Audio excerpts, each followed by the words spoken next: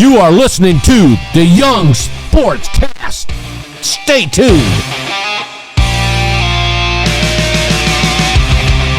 The picks and the teams that are going to be possibly looking for quarterbacks in this draft. Now, this is hypothetical, obviously, but Chicago Bears pick one. If, in fact, they get rid of Justin Fields and trade Justin Fields, they will be looking for a quarterback. Washington's going to be looking for a quarterback. New England, there's not been much out there. I mean, I see what they have, and rumors are, hey, they can work with Mac Jones, and he just needs some receivers. So there is a chance that they don't, but more than likely with the pick 3, New England picks up a quarterback. Word on the street is, and I don't know if it's fans or if it's the actual organization themselves, New York Giants are at pick 6.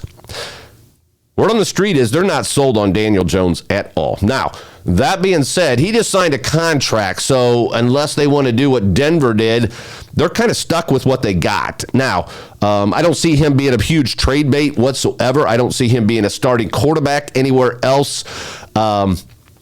I don't see anybody picking up his contract from the Giants. So I see the Giants either having to dump him and have dead cap space like Denver, and then trading that off for a quarterback with a low salary. I can see them doing that. So I put them down there only because I don't think the organization is sold on Daniel Jones. Whether they do something this year or wait till his contract is up, I don't know for sure on that. Atlanta Falcons, I think that they're in the mix. We've heard mixes of them looking for Justin Fields, and now that Kirk Cousins is available, there's rumors about him. So I think that Atlanta's in that mix too. But if they pick up Kirk Cousins, you got to understand the guy is aging. So with that being said, do they pick up Kirk Cousins and pick up a quarterback in the draft to sit behind Kirk Cousins? And I think that's what Minnesota, we'll get into Minnesota, but I think that's what Minnesota should be doing. And then you got Denver. Holy smokes, people. They're at pick 12, but they won't be afraid to sell the farm. And here's why I'm saying they're not going to be afraid to sell the farm. Sean Payton, New Orleans, when Patrick Mahomes was picked, it sounded like they had every anticipation of picking Patrick Mahomes. Kansas City Chiefs, Andy Reid, come up and bump one ahead of New Orleans Saints and pick up Patrick Mahomes. I think that's haunted Sean for years and years and years. So I don't think that Denver's going to be afraid to sell the farm to come up and get 1, 2, 3 picks and sell whatever they need to do to get there. We saw them do that with Russell Wilson.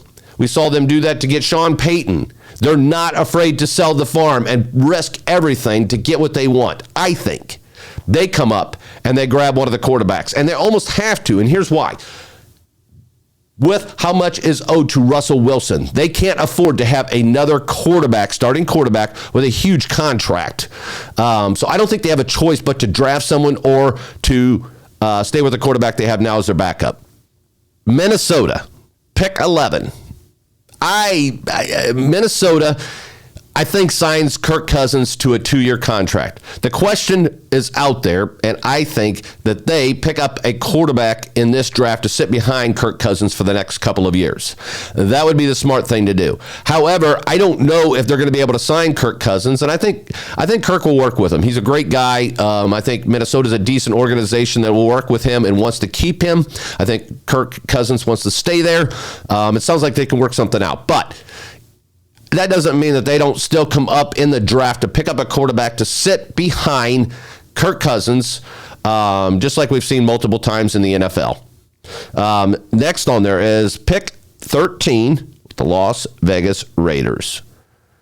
I think that the Raiders are in one of those situations. They just got a new head coach. They have Devontae Adams. I think they have their wide receiver core. I don't think they have the quarterback they want and need.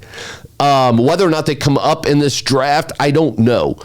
I think that they would come up and get a quarterback, or in hopes that one's available and then grab whatever one is there. But I think that they're absolutely in need of a quarterback, but I don't think they come up and grab anybody, in my opinion. New Orleans Saints, pick 14. They have Carr right now. Do they stay with Carr? I think they do. I think they stay with Carr, but that doesn't mean that they're not building something behind Carr, just like Minnesota should do with Kirk Cousins, where they draft a quarterback and then from there let him sit for 2 years, let him grow through the organization. Pittsburgh, pick 20. They're in a crazy spot. They have Pickett, and they're not fond of Pickett. Mason Rudolph came in and did fairly well. And he's a free agent. So I think that they possibly re-signed Mason Rudolph, but they have not had a quarterback since Ben. And how many years has that been? I'm not 100% convinced that Pittsburgh doesn't come up and get 1, 2, 3 pick to get the quarterback that they want, and/or they trade for one of the available quarterbacks, and that's going to be interesting too. That definitely will make an effect on the picks on the quarterbacks in the draft by all these possibly free agent and trades that could happen with these starting quarterbacks that are already in the NFL that have been tried and true. And then we get to pick 26, which is Tampa Bay. You have Baker Mayfield. I think they re-sign him. We already talked about that, but I think they re-sign him. I think they're out of the loop on coming up and even getting a pick, especially at pick 26. It would cost probably 3 first rounds to come up and grab a quarterback. I don't see Tampa Bay doing that. They have not been known to do that in the past. I don't see them doing that today.